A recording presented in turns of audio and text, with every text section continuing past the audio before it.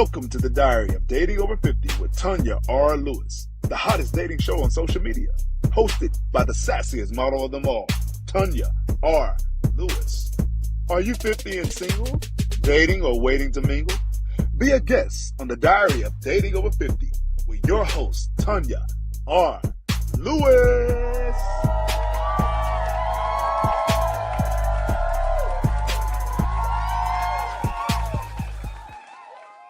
Hello, this is Tanya R. Lewis with the Diary of Dating Over 50, and I'm honored to be sitting here with Dr. Arthur Vaughn. He's invited me into his home, and we're going to dive right into his life. Dr. Vaughn, Yes, ma'am. introduce yourself to us. That's how I do it. I'm Arthur Vaughn. I'm lived in Marietta for the last 30 years, originally from New York. I absolutely love Georgia. This is home, and I'm just happy to be here this evening. All right. Okay. So we're going to find out about Dr. Vaughn's life when he was a kid. So can you share a bit about your childhood and how it shaped you? Sure. Well, I'm the youngest of 8. I do have a twin sister, but I'm still the youngest of 8. Wow. I grew up in New York, 2-parent household. A lot of people act like we didn't have that. What they would call now a working class family. The son of a sanitation worker who was the son of a sanitation worker. Oh, wow. My dad finished 9th grade, went fought in the end of World War II, and in Korea. My mom completed the 9th grade. She was part of the Great Migration. Her family was part of the Great Migration. She finished 12th grade and spent her whole career as a federal employee. And because of them, I've been able to do everything that I've been able to do since, right? So, Were they big on education, even though they weren't, where your father wasn't fully educated? well, my mom was, like a lot of first generation families, they didn't know the mechanics of it. Mm-hmm. How do you go about getting beyond this point? What does those next steps look like? What's required and why? Yes. So it's like a lot of first generation college students whose parents want them to do it, but you don't have that backdrop to understand the how to do it. Okay. So did you go outside, play in the dirt, or was you a kid curious with a book in your hand? I was a kid that spent most of his youth on an athletic field. Okay. I average at basketball at best, baseball below average, track and football. Yeah, that I excelled in that space. Did you play football in college? I ran track at Syracuse University. Okay. So wait a minute. You've been in Georgia. Did you come to Georgia after you finished college? I did. Okay, After I okay. finished undergraduate school at Syracuse, I worked on Wall Street for 3 years, and then I moved to Georgia to pursue my graduate education. Okay. So while we on the college thing, Okay. what led you to join the Alpha Phi Alpha fraternity, and how has that experience influenced your life and career today? Well, I will tell you the 2 things beyond my family that have probably made the biggest impact on my life is 1, enrolling at Syracuse University Okay. and pledging Alpha Phi Alpha Fraternity Incorporated in the spring of 1990 on the campus of Syracuse University through the Delta Zeta chapter. I am one who doesn't diminish or criticize any of the other organizations, but Alpha fit for me. The leaders Yes. at Syracuse when I was there, black males, they were alphas. SGA presidents, student government leaders, people who were leading the campus as academically, right? Mm-hmm. They had great parties. I'm going to admit the Sigmas probably had the best ones. But my Sigma friends, y'all know that already. Okay. But they had really good parties, but the academic and the leadership, and probably the leadership more because I struggled academically through undergraduate. Did you? Oh, absolutely. What made you struggle? Girls. I came to Syracuse academically unprepared for college. Okay. I initially wasn't admitted to Syracuse, Mm-hmm. and then because of my athletic gifts, I was admitted. The president has provisional people that he can admit, and I was You was admitted admitted, based right. on athletics. So, but inside of my doctoral dissertation is that transcript. I'll tell you, 2.3 to PhD. Okay. So, but I was academically and emotionally unprepared. Okay. For the So rigors of college. did the joining the fraternity, did that help you kind of get your stuff together and start getting more prepared? Absolutely. Well, Alpha in particular pushes academic excellence. Yes, I read that. So the people around me, they insisted, excuse me, that you could not be in this space and not be in those books. Okay. So absolutely. Okay. So is it true that like fraternities it's a whole different beast? It's a brotherhood? Because you just celebrated 35 years of being. Yeah. So I'm in two really well. I'm really in multiple brotherhoods. Okay. But two I'd like to highlight. First is we have an athletic brotherhood at Syracuse. Okay. We bleed orange. Dear friends. I go back. We spend time. We read the young people. We fellowship. We have that camaraderie in that space. All right. But then I also have the camaraderie within the fraternity. Yes, and just like any family, both of those brotherhoods, sometimes we disagree. Okay. And sometimes you get on each other's nerves, and sometimes you say what you gotta say, and then you go have a drink. Okay. So tell me something. Why were you hanging out with Morris Chestnut? Oh, I wasn't hanging with Morris. Okay, Chestnut. but you were in the We were same. both at the same. We both breathed the same air. Okay. At the Columbia Black Expo last week. Okay. He was a featured speaker on stage doing a chat, Mm-hmm. and I was there promoting two of my books, Okay. Survivor's Remorse, The Healing Power of Faith, and Through Her Eyes, One Family's Journey from Enslavement Through the Great Migration. Okay. Yeah. All right. So we're going to talk about those books, Okay. but we're going to get into the part where you had a heart transplant. Okay. Can you walk me through the experience and what it taught you? I know it's taught you resilience. So it taught me a lot of things. Okay. One of the things I like to emphasize when I talk about the transplant is God's grace and learning what favor is and how to deal with favor. I didn't know that before. Mm-hmm. I was an avid runner. I had just finished my 8th consecutive Peachtree Road Race, which is a 6.1 mile, 10K, 6.2, excuse me, 6.2, a yeah. 10K days before, and played a round of golf the next day. So that was a Thursday and a Friday in 2019. Went to hang out with the fellas Sunday, couldn't breathe, couldn't figure out what was wrong, went home. Monday went to the doctor. Doctor said, hey, I need you to see a cardiologist. I called a good friend of mine, Winston Gandy, who's one of the top black cardiologists in Georgia. Winston said, where's your wife? I was married at the time. Mm-hmm. I said, about 10 miles away. He said, call her. When she got there, Winston explained to me that if we don't get you in heart failure, if we don't get you a new heart, you won't be here in a month. Mm-hmm. I fell to my knees and cried and screamed that I wasn't ready to go. So that journey has taught me a lot of things, but one thing I always tell people I want to get them to redefine what it means to man up. A lot of times we would have went home and said, I must be just tired. It's been a long weekend. I'm glad you Let said me push that. through. Yes. We pay premiums every month. So if you don't feel right, go to the doctor, get a checkup, get a physical. We should get our annual physical anyway. Mm-hmm. I try to do it every year in March because it's the month of my birth. Mm-hmm. So I never have to wonder when was the last time I got a physical. Oh, is it March? Have I had one, right? Yes. So I encourage men to redefine man up.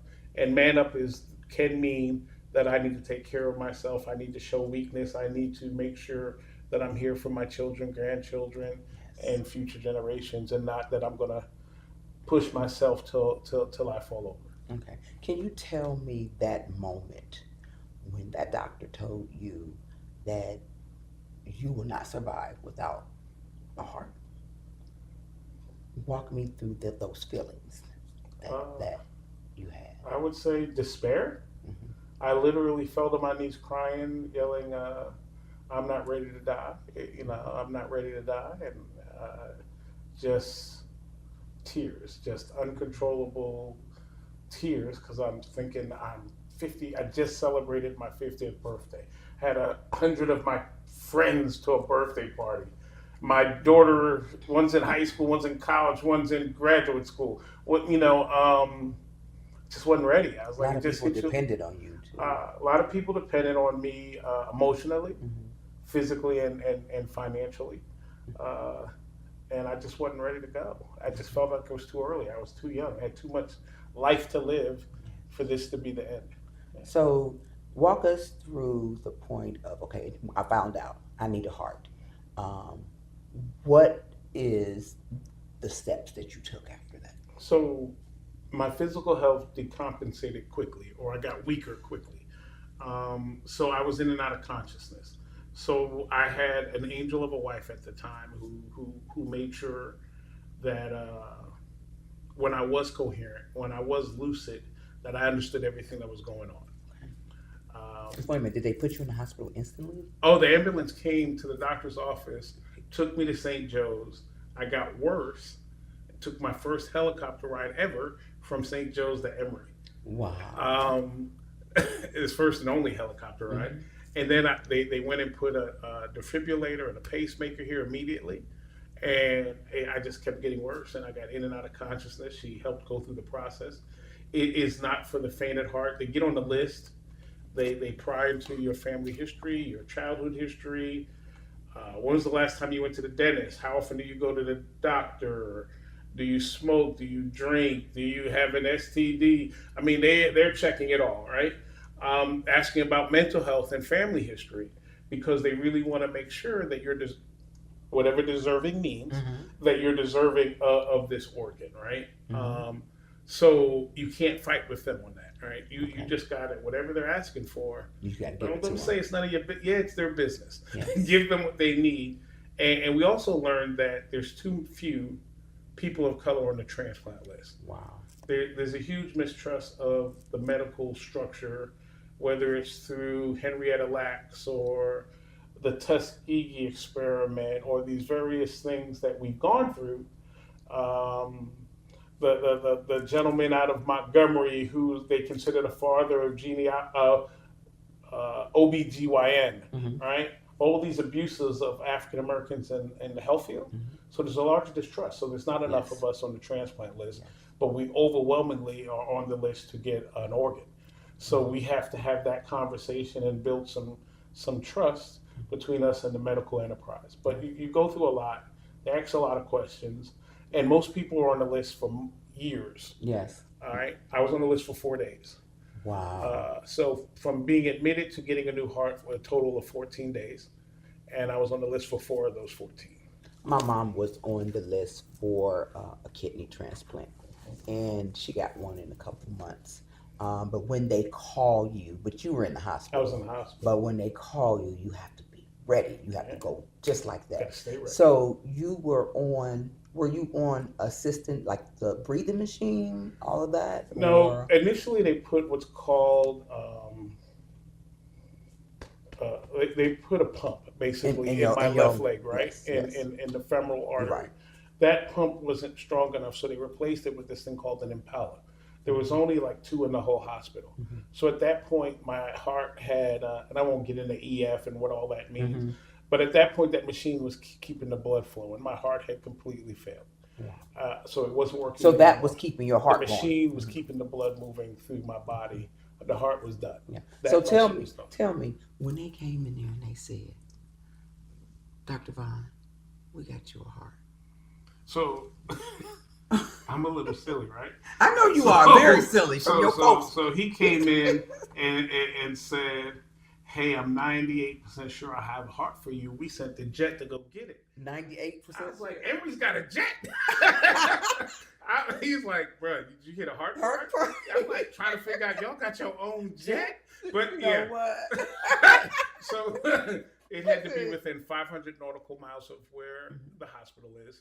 I didn't care the difference between a regular mile and a nautical mile. All I knew was you were going to get one. Right. And I would hit him on the chest, happy, thrilled. I didn't even realize how hard I was hitting the surgeon, because I was blessed to have the chair of cardiothoracic surgery at Emory as my caregiver, my surgeon. Mhm. So he's the head of cardiothoracic surgery for Emory.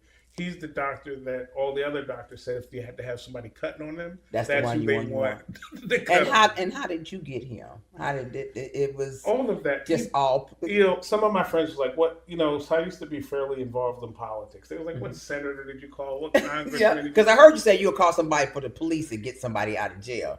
So don't be telling a secret. Everybody, now you have people call me Yeah, for the plug. call him when y'all no. need to get out of jail. No, you call the bail bondsman. Okay. Or keep you behind out of jail. And you got to worry about it. But it wasn't any of that. It was God. I tell people this tattoo on my arm is Gina May. It means but God. We do these things, and God wasn't finished with me yet. He wanted me to have a testimony. He wanted me to talk to men about men's health and save a black man's life, or mentor somebody who was walking in the wrong way, right, or doing something wrong. It was something left that I wasn't done, because many people who had giant cell myocarditis, which is what I had, they find Say out it again. What? giant cell myocarditis. That means Anything you're myocarditis enlarged? means heart, right? Mhm. Giant cell meant yes, the cells in my heart were growing, and it was my immune system was attacking my heart. My immune system was attacking my native heart. Was this always, or No, it no. just all It's of a a sudden virus just that somehow entered my body, and through one of my travels, more than likely. overseas? Yeah, and because I went from healthy, and when you get giant cell, you get sick so quickly that most times they find out what you died from during autopsy. Okay. So I manned up, and when I didn't feel right, I went to the doctor. Mhm. If I had said, "Hey, I'm just gonna push it through," I'd have been like my West Indian friends. They said, "Him wake up dead." Him wake- So I would have died Yeah. driving behind the wheel of a car at work. It could have just Anywhere. came on, just like on Yeah. it just The happened, heart just would have like just that. failed. And Yeah. I would've So died. tell my viewers, Mhm. my brothers, and all men, don't put stuff off. Well, two things I would tell men, right? One is get your annual physical, right? Mm-hmm. Whatever month you're born in, make an appointment, get a checkup, do it annually. And two, listen to your body. Okay. If your body says rest. If something you know what's normal, if you don't feel normal, go to the doctor. Don't stay at home. You pay the premiums. Go to the doctor. That $25, $50 copay can save your life. Okay. Go to the doctor. So what side effects do you have walking around? Because my mother, wait a minute, when my mother had a kidney, when she would act up or say something crazy, I would always tell her, that's that man's kidney you got in there. He doing what he want to do. When she would get smart or something or say something crazy. Yeah. What side effects do you have? So, And you don't have to cry about me. I know. excuse me. The side effects are really from the medications. I take Yes. quite a few medications every day. Mm-hmm. I take medications related to immunosuppressants to make sure my body doesn't reject this. That's that $2,000 stuff, isn't it? Because my mother had to take it. So I'm blessed to have really good insurance. So I've never seen a bill for $2,000. Yeah, that medicine is about $2,000 or $3,000. Like today, I picked up my drugs. They cost me $11.62. Oh wow! Wow. So I don't. That medicine is. But I will expensive. tell you this process is challenging. Mhm. So I knew how to advocate for myself. My family knew how to advocate for me. So one of the things I like to do now is I can advocate for those who don't know how to advocate for themselves. Okay. So I think that's one of the reasons why God spared me. One of the many. Some of the side effects from the drugs I take, this process broke me. One day I woke up and doctor said, "Are you okay?" And I started screaming, I need help. I lost it completely. I was crying. I truly believe what I was screaming was, I need God. So side effects, I go see a therapist every Tuesday at 2:00. So I believe in therapy. I believe in getting help. I believe in talk therapy and other kinds of therapy. So I work with mental health therapy. It doesn't mean I'm broken or I'm less than. The same way somebody gets insulin because they have diabetes or aspirin because they have a headache, I seek therapy because I want my health to be right, right? Mm-hmm. Some of the other things is when you lay in a bed for a long time, your muscles atrophied or they weaken, they deteriorate. Mm-hmm. I used to call it Suge Vaughn. I was a big, strong guy, right? So I'm still working through muscle weakness in my legs and arms. But I think some bouts of depression, Yes. adjustment disorder, and Mm-hmm. things of that nature. And I share those stories because I've had friends. When I talk about it, they'll admit when it's the guys, when Yeah. it's just us, and they'll say, "Hey, they suffer through what some level of mental challenge, and they'll open up and talk about it because they feel like it's a safe space, and it is." Yes.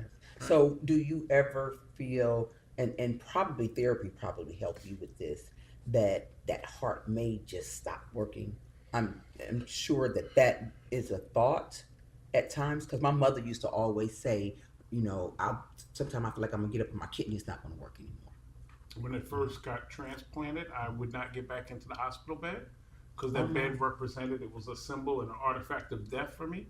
So when Mm-hmm. I first they wanted me to get in the bed, I'd sleep in the chair You next sleep to in the the bed. chair. I refused to get in the bed because it represented death and it represented illness, and I didn't want to get back in there. There have been times over the last just short of 6 years now, it'll be 6 years in July. Yeah, then I've worried about, is this thing gonna just stop working? Am I gonna go to sleep and not wake up? Okay. Okay. But you find peace in Christ and in God. Yes. So You better if that say it. happens, Say it if louder. that happens, it's Absolutely. God's plan, not mine. Mhm. So I found a certain level of peace in it.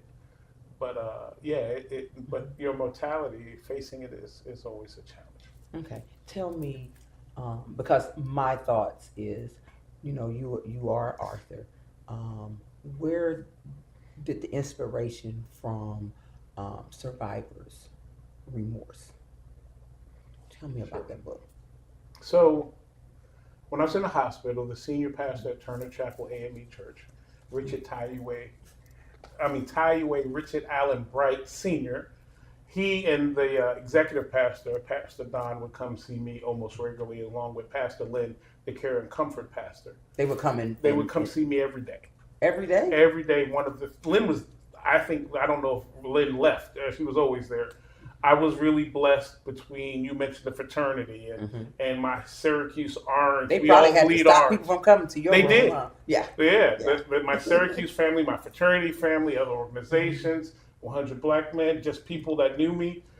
I was really blessed to have a community and a tribe looking out for me, right? My University of Georgia family, so I had a really large community looking out for me. And one of my dear friends, Jasmine Bellamy, who I went to college with, Okay. um, Jasmine and I share a lot of things. We pledged the same semester. She's 2 years younger than me. We're dear friends. We both are married. We both got divorced. We share a lot. Mhm. She's like my little sister, right? Mhm. And she's also a minister. So Jasmine and I would talk, and between Reverend Don and Reverend Bright, Lynn, and Jasmine, we would talk about getting the story. How do I share that? How does my experience, this is post-transplant, how do I take my experience and help others? So the healing power of faith, Jasmine and I were texting and talking one night, and she came up with the name of the book. So the name of the book Survivor's is Remorse? Jasmine Bellamy. That's Okay. all jazz. Mhm. The content, if you read it, there's usually a Bible scripture, and the story I tell after it is tied to that Bible scripture. Okay. So I was a way for me to. It's not about me at all. It's about how can those stories bless you. Mm. There's a story I always share, like you mentioned, Dr. Vaughn, right? So I'm in the Mhm. hospital. Everybody's calling me Dr. Vaughn.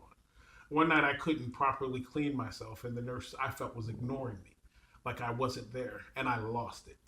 I used every color sentence enhancer and colorful metaphor I knew, You but just went off. I went off. Okay. But then everybody on the floor showed up. I got clean. They changed the linen. Never saw that nurse again. Doctor showed up, right? But there's a scripture where Jesus says, "What you do for me, do for the least of me." So I'm thinking, if you call me Dr. Vaughn, what are you doing for that older person that can't advocate, doesn't know how to advocate for themselves? That younger person, that wife who's caring for a husband, that husband caring for the mother. How if I can advocate for myself. I have people around me that can't advocate for me. If this is happening, if I feel this way, how do they feel when they don't know how to speak up? Yes. So this book is all about how can it be a blessing to someone else. That book's not about me. It's about being a blessing to others. Okay, I see that. So, the new book, what's that one? Through Her Eyes. Through Her Eyes. Through Her Eyes, one family's journey from enslavement to the Great Migration. So I got divorced. You have a lot of stuff in your head. I do. So I got divorced in 2020, right? During COVID, huh? Yeah. So in the midst of moving, I unearthed these letters that my grandmother had written, family history, letters she would write when I was in college, right? She did that for a lot of my cousins. And it was the family history. And I really enjoyed writing and the creative side. So we traced my family history back to the early 1800s.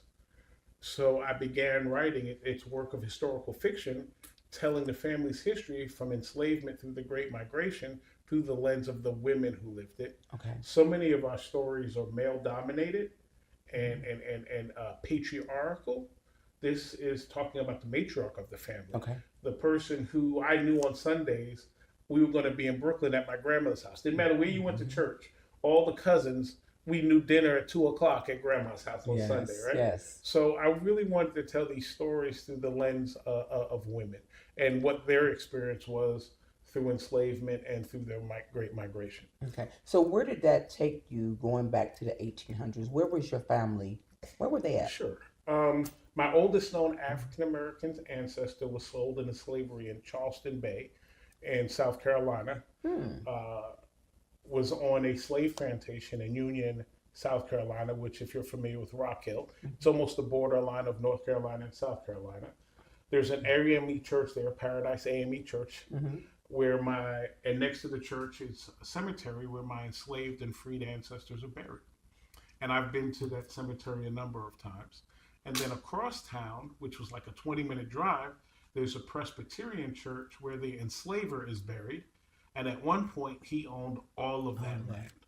He was so wealthy that he helped fund the succession of South Carolina from the United States. And we have a copy of the pardon where the president pardoned him after the Civil War. Oh, my. All of that's in the book. I mean, I wish I had some information like that, to be able to go back. And I'm sure if I start digging, but to have your grandmother, because we wrote letters back then, it was nothing for them to put pen to paper. Now I don't know, pen and paper is gone forever, probably. Okay, so so you're real big with the HBCU schools. You have a scholarship. I do. Yes, I see that. We have, I've started giving out a scholarship, I think around 2003, 2004 was the first one, to a young lady named Brittany White, who graduated from Marietta High School. Okay. Brittany is now an assistant coach for the University of University of New Orleans women's basketball team. And I was in New Orleans for 6 months last year, and I connected with Brittany and got to see her, and she's thriving and doing amazing things. So we've been giving out that scholarship since then. And I'll tell you, Kennedy, my middle daughter, when she was at Savannah State when I got ill, and I was worried about how to pay her tuition, and Savannah State said, "Don't worry about it, it's done." Okay. It was taken care of. They said, "Yeah, that you got other things to think about." So that fall, her tuition was, and so now.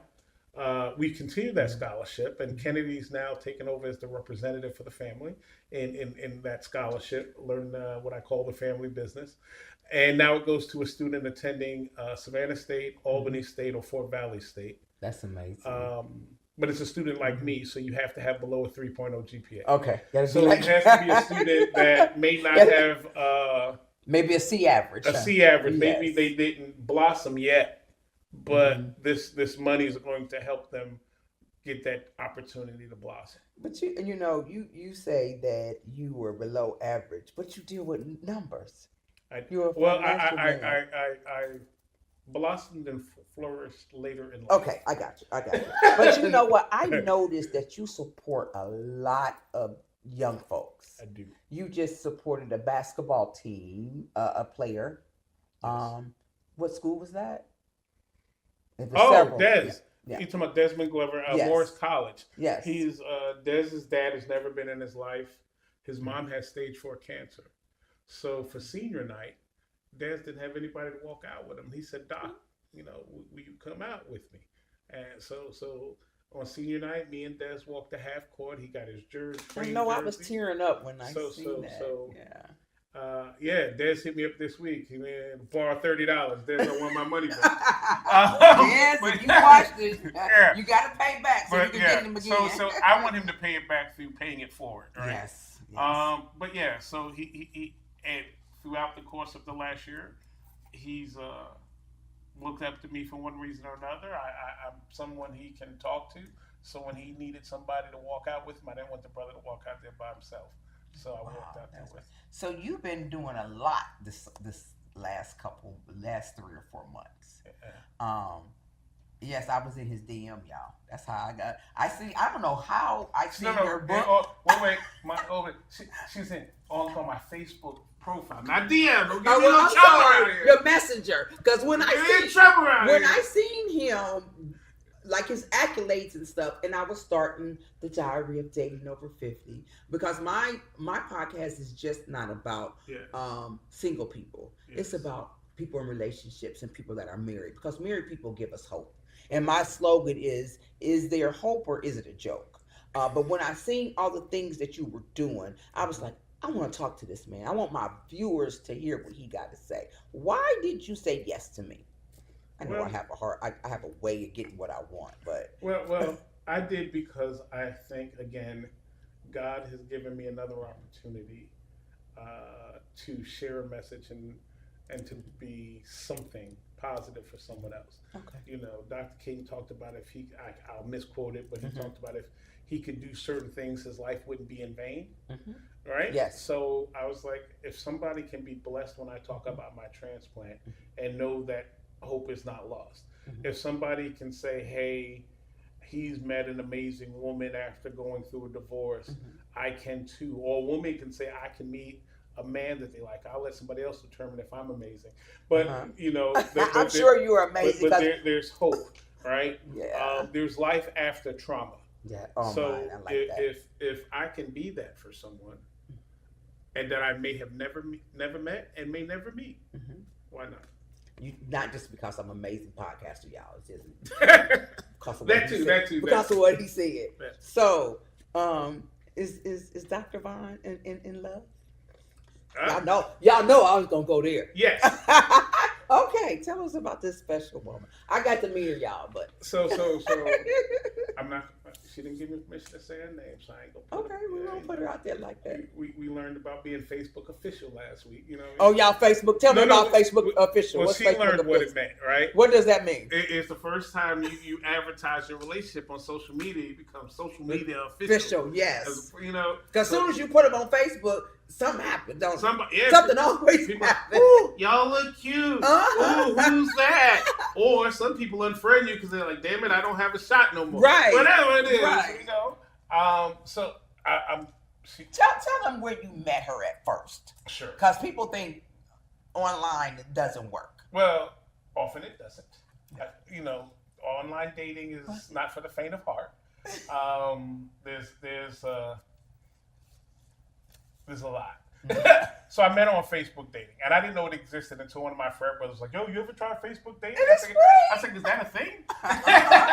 And so I met her there. We're both UJ alum, and she'll tell you the only reason she gave me a shot is because I'm also a UJ alum. Whatever it takes. So go Dogs. And I met her there February, I guess. Well, the first time we went out was February.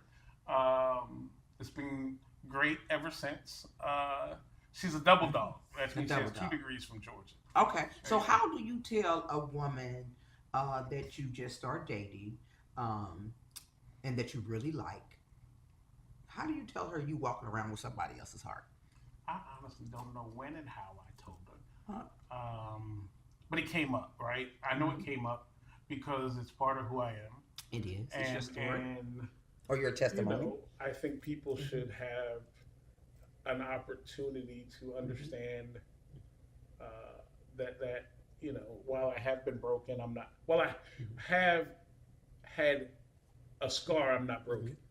Right. So I just think it's. I mean, I don't want it to be certain things you got to lead. You got to tell early, right? Yes. So you got to give them the choice, right? Right. And that's only fair. So I don't know how early it came up, but I shared it because it's just part of. It doesn't define me, but it's part of who I am. It is. And you guys know I am a brand ambassador for John. I'm a testimony, and Yeah. Dr. Vaughn, he seen me pose, because I would pose it in that shirt, honey. He seen me pose it in the shirt, and he said, I like that. And thanks, John, Yes. who is I'm a testimony brand owner. He's the owner of the brand. He came and personally brought him some shirts and some other things. Yes, and Yeah. I'm so thankful. Yeah. I'm going to wear this shirt with pride. Because you are And when someone asks me what it means, that's an opportunity to say, "Hey, man up. Go see that. When was the last time you saw the doctor? Yes. Man up. You know, you need to behave a certain way in your relationship. Man up, and you know, take care of your kids. You don't have to, you know, do the, you know, whatever that is. Man go up to the can community. apply to Yes, so many but we have to things. redefine it. Yes. Depending on where you grew up, a lot of it was bravado. It was about, you know, it was dangerous because sometimes, you know, at the slightest slight, you were ready to go to blows or worse. At the slightest sense of disrespect, at least that's where I grew up, right? So, and so, you know, sometimes being a man saying, "Hey, you got it, bro," Yeah. and you walk away. Yeah. You know, you don't want to risk. What for? Okay. What for? Okay. So looking back, Mm-hmm. what do you wish you had known about love and relationships when you were younger? So I got a lot of bad advice from my older brothers. They told Worst advice ever. Worst. So I don't think they told me one good thing. That probably shaped some really bad behaviors and really bad things, right? I use the phrase, and it, you know, dying to oneself. I use that phrase a lot over the last 5 years. So I think learning and trying, and I'm not perfect. I slip up, right? But understanding that put other needs before your own. I'm learning to better see things through somebody else's eyes, so I can govern my behaviors accordingly. I don't have to lose myself to die to myself, but I also have to be more considerate. Yes. And what my actions impact other people. Not be selfish. Not be selfish. That's Yeah. part of dying to oneself, putting your own ego, selfishness away, and really being a better person for others. And so with your experience with your heart transplant, your experience, how long were you married? 20 years. 20-year marriage. And all of, because you've had the greatest support. There is no reason for you to do anything that's crazy outside of being a fool of a man, because you've had to have your Million Man Brothers, your fraternity, with all of this. It's probably going to make you, whatever woman or this beautiful woman that's in your life now, she going to get the best side of you. My dear friend Rick, if he hadn't told already, he will probably tell her that she's getting a better version of me.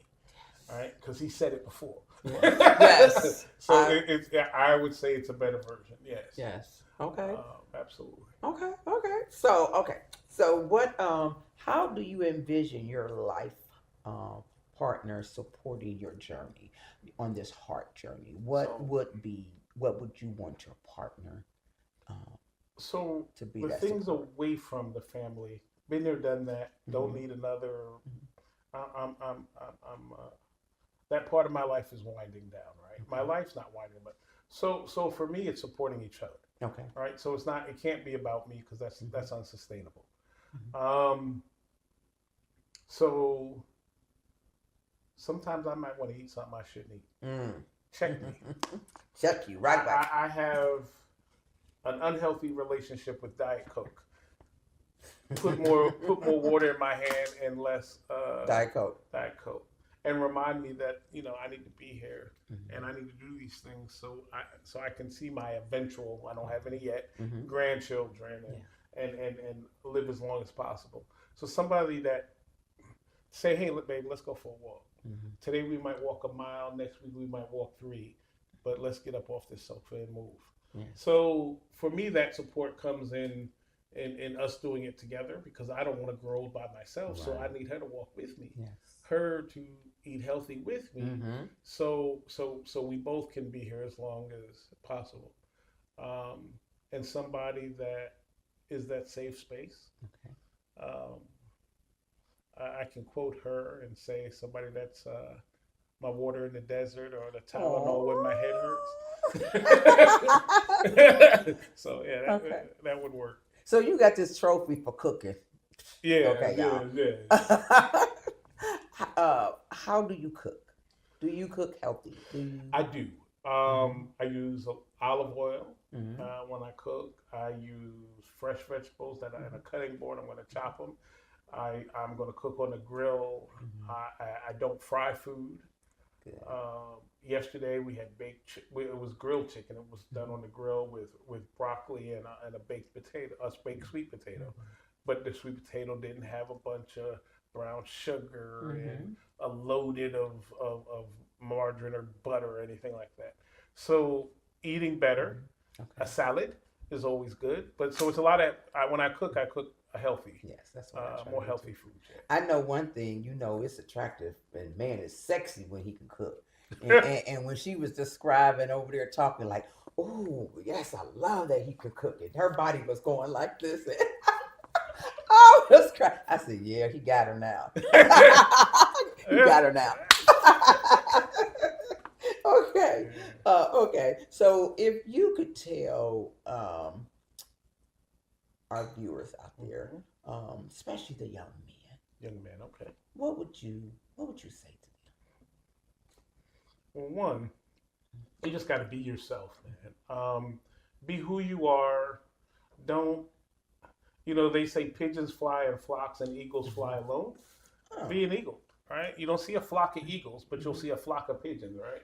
I've never heard that before. Yeah. So be the eagle. The eagle will fly alone. The eagle is the more powerful bird, and he can stand, or she can stand. I don't know. I guess eagles are women. Yeah, I don't know. But yeah, They're grades women. and everything, whatever. But you can fly your own. You can chart your own path, right? You can, whether you choose to do the route I did and go get a college education, or if you choose to go into the military, or you choose to enter the workforce. All of those are valid choices, but do something. Make sure you can provide for yourself and your family spiritually, emotionally, and financially. And I made sure I put financially third on purpose. Why is that? Because if you're going to be the head of your home, you have to cover your spouse, you have to cover your kids spiritually. I'm not telling you what to believe, but believe in something. Emotionally, you have to be in a place where they don't have to. They need to feel secure. Yes. And they need to feel protected. They need to feel that they can be vulnerable. And then financially, because everybody's not going to make 6 figures. Everybody's not going to make 7 figures. But you still can provide with that mental and that spiritual. So it's worth all the weight so in gold. we have to teach our young men it's okay not to be okay sometimes. And to say it. And that therapy is not a bad word. The same way we talked on Tuesday about the Pacers cheating my Knicks out of game 1. That's what you talked to your therapist about? No. I talked to her about other stuff. Yeah. But the same way, but I want men to normalize discussions of mental health the same way we normalize discussions about athletics, Right. right? So that's really the point. Can we normalize those conversations Yeah. with each other? No, we don't have to be in a huge group, but can we normalize conversations about our mental and physical and emotional health the same way we've normalized scores of games, Yeah. right? And do you know, I think more relationships would last if men did just what you said. But so I'm gonna give a Oh. counterpoint to that, right? Okay. I don't disagree with your point, Okay. but the same way a lot of men, so again a generalization, Mhm. we're taught men don't cry, men can't be weak. Mhm. A lot of women were taught if a man cries, if a man shows weakness, Right. I can't be with him. Right. So we both have to Right. figure out how do we unlearn what generations of our families have I taught want us. you to cry. I Yeah. want you to tell me. But we gotta you unlearn know, that, yeah, yeah. because I can't be weak if you're gonna see me as weak. Mhm. So I can't be. No, I'm sorry. I can't be vulnerable Yeah. if you're gonna see me as weak. So now I'm pretending and I'm gonna build up, and then when I explode, because I've let this build up in me, then we have an issue, right? Yes. So we both. So I'm not blaming women, but Okay. both men and women have to figure out how to accept the other one's vulnerabilities. Okay. So, what is in the future? I know you have this beautiful woman in your I life. do. And I know you're glad you off the dating market. Oh yeah. Oh my God, because I wish I was too. But anyway, So the future is what's bright. in your future? The future is bright. Mhm. We both have agreed we date with a purpose. Oh, So we're okay. not sport fishing. What's the purpose? Well, the purpose is She gave me a list of questions to ask you. Oh, so she come on. did. So the purpose is a lifelong relationship, but the purpose is marriage. The purpose is to grow together and to grow old together, to have her kids and my kids become friends and family, Yes. to eventually have grandchildren, but to live whatever is left of this journey together. So are your daughters? Because you got 3 daughters. I do. That means you couldn't make no boys. I'm good. Anyway, but are your daughters overprotective of you God knows. now? Since, you know, No. no. I they're not? asked the girls. I said, one thing I will never do is badmouth their mother. Mhm. Right? Absolutely not. I will tell people it just didn't work. Yes. And I asked them one time. They said, "Hey, how would you feel if me or your mother dated?" Mhm. Right? And they said, "Well, y'all are old. We don't care. Oh. We just not gonna pretend we like her if we don't. We're gonna do Okay. you." Okay, but that's a good answer. So, other than the old part, yeah. Yeah. But so no, they're cool. They want us to be happy, right? Have and they- if we can't have be they met her happy yet? together, I would say in passing. We Okay. went to a recital and they were between shows. It was Hmm. in passing, Okay. right? But that's in the near future. Absolutely. That's in the near future. Absolutely. So what is the future with you and her? What is it, tell me the steps. Where we going? Where are we going? Yeah. What's next? What's next is we're going to continue this journey, and if it stays on the same path it's on now, there's probably a 3-carat ring floating around. Oh, You know, and then I'll have to get her one because there's probably but no, seriously. If it keeps going the way it's going, I've met her 2 children, a boy and a girl and a boy, male, female, whatever. They like me. And all indications are they do.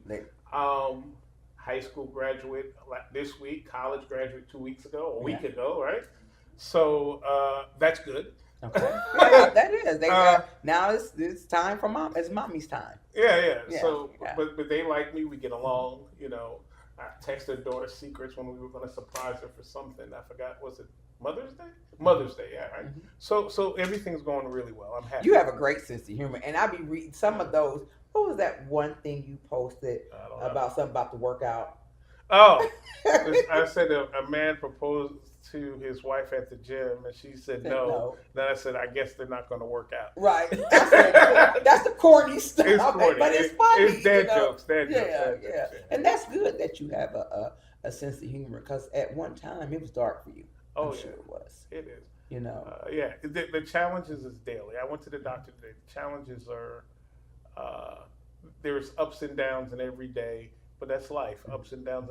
Mine are the set. Mhm. Somebody else has a different set. Somebody's Right. out there trying to figure out how they're going to eat tonight. Yeah. I don't have that challenge, so I remember that and never let myself get too high or too low Yes. because there's somebody that's got things you never know. You never know. But Well, for the grace of God, go I. Yes, it's amazing to sit here and watch how God has touched your life, has touched those doctors' hands Mhm. to crack you open, because they crack you open Oh, literally yeah. and drop that heart inside you. And I have the heart. My heart is 30 years younger than me, and it's from a white male. 30 years younger? Yes, I was 50 when I had the transplant. Unfortunately, some mother out there lost her 20-year-old son. Oh, wow. But his organs blessed me and someone else so that we could live. So you have to pay back that gift, that blessing, all the time. And I never forget that I need to pay back that blessing because that mother suffered. She lost her 20-year-old. Right. Do you tell people to become, because I'm an organ donor, do you tell people to? I encourage Encourage people to check that box to be an organ donor. When the Georgia Transplant Foundation calls me, my buddy Bobby Cotton got a kidney transplant, played in the NFL. Bobby says, I need you to go speak at the Black Nurses Association. I need you to come speak at AMA. I need you to come speak to this group or that. I just say where and what time. Yes. I did it with 100 black men all over the country. I talked to men about men's health and not only physical but mental health. So yeah, you call, I come. That's amazing, and that is so wonderful because you remember on a daily basis that you breathe and you breathe because of someone else. Yeah. That is when my mother had her kidney. I think her kidney lasted for like 30 years until she passed, but it was still working. I am so grateful to know that you were able to put on the list because back a few years ago, because of man of color, you might not have never got on that list. Absolutely. And the technology, they told me 10 to 15 years ago, the technology that kept me alive didn't exist. The Impala they put in my leg didn't exist 20 years ago. So the things that they were able to do, those gifted hands, some of those things didn't exist. And my doctor happened to be, we're going through this whole immigration thing. He is a Cuban immigrant, is the gentleman that went to medical school at Duke and was the cardiothoracic surgeon that operated on me. So we don't need to act like back. No, we don't need to act like we all immigrants from somewhere. Yes, but he blessed me and was able to use his gifts to save my life. So no. Wow. Okay, finally, All if right. you could tell Emory Hospital out there and the doctors and the nurses and the people who cleaned the room and everybody that played the whole team, Yeah. the team that took care of you, what would you tell them? Oh, I already told every nurse I see that they're superheroes in navy blue because that's their uniform at Emory, Navy right? blue, Navy blue. Yep. Superheroes in navy blue. They took amazing care of me. The technicians, the people that kept the fields clean and sanitary so I wouldn't get a virus. The surgeons, the anesthesiologists, they all blessed me, and the people around. I mean, they're just absolutely amazing. And when you see a health professional, just thank them. The same way we thank military people for their service, we should thank the young lady I'm dating who happens to be a nurse. We should thank those she's a first nurse? responders. You know what, God? We should thank those first responders the same way we do the military. Thank you for your service. God is so slick. Ain't God slick? God is good. You got a heart and you dating a nurse. Yeah. And I didn't know she was a nurse when I met her. I just knew she was a Georgia Bulldog. Okay. But I mean, And a rabid Georgia Bulldog football fan she is, yes. But he put a nurse in your life. Yes, sir. Because he does everything perfectly. God does Okay. everything perfectly. Absolutely. And that's amazing. to have somebody to be able to watch over you. My last question: can you get your heart insured? No. I tried to up that life insurance after the transplant. They were like, no. Whatever you got before, that's all you're gonna have. But you know what I tell somebody? So I want to tell people with any, get long-term disability insurance. Okay. Get it. Be long-term. Get your short-term, get your long-term. Mm-hmm. All of us are gonna get sick at some point. You never know when. You want to provide that gap for you and your family. So the long-term, let's elaborate on that some. So you, if you're working, you only get so much. If you a lot of times you work. Mm-hmm. If you don't have long-term or short-term disability, you get your vacation days paid and out, then that's right? it. That's it. Mm-hmm. Short-term is a certain period of time, maybe 3-6 months, whatever. Right. And then if you're still ill after that, then the long-term kicks in, and until you get back up able to work, and let's say you never can work again, that long-term kicks in, and then make sure you and your family can be provided for however long that is. And if you don't have it, and it's pennies, it's a couple of dollars a month. Yeah, it is. It's right? Not that much. But it protects you for when the inevitable or the unexpected is going to happen. You are definite that you really need to keep pick that, because sometimes we look over our insurance and we're like, oh, okay, I ain't gonna get that. I get that next year, or I'm not gonna. Just them pennies. Just it doesn't even cost us on a monthly basis. Going out to dinner on Friday is more expensive than getting that monthly. Wow. I like that. And I do have long term. I don't have short term. I probably should get short term. Because I ain't getting sick no time soon. That's what I thought. I know, right? All right, closing thoughts. Thank you, Dr. Vaughn. I appreciate you so much. As we wrap up our conversation with Dr. Arthur Vaughn, it is clear that his journey is one of resilience, purpose, and hope. From overcoming the challenges of a heart transplant to his impactful work with HBCU schools, Dr. Vaughn exemplifies the spirit of perseverance. His involvement in Alpha Phi Alpha fraternity highlights the importance of community and brotherhood, and it's inspiring to see his commitment to uplift others. As he embarks on the journey of dating, we're reminded that love can be a powerful force for healing and connection. He got a nurse, y'all. Thank you, Dr. Vaughn, for sharing your story with us. Your insight on life, love, legacy resonates deeply, and we wish you all the best in finding that special someone that you've already found. Let's continue to support one another and lift each other up as we navigate the complexity of relationships. Until next time. Again, my name is Tanya R. Lewis, and I am the Diary of Dating Over 50. And you know that I'm an advocate for sex trafficking. Do not forget my event that's coming up June 28th. We are going to bring awareness to sex trafficking. And sex trafficking can not only be someone taken, but it can happen right in your face. You could be living right next door to somebody that is sex trafficking their children, their neighbors. We just have to bring awareness to it. It's going to be at Club Jazzy, like I said, June 28th in Cleveland, Ohio. I hope to see everybody in Cleveland come out and support this cause. Again, until next time, Tanya R. Lewis, the host of the Diary of Dating Over 50.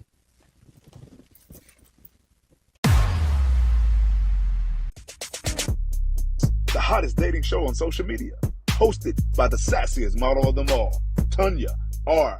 Lewis. Are you 50 and single, dating, or waiting to mingle? Be a guest on the Diary of Dating Over 50 with your host, Tanya R. Lewis.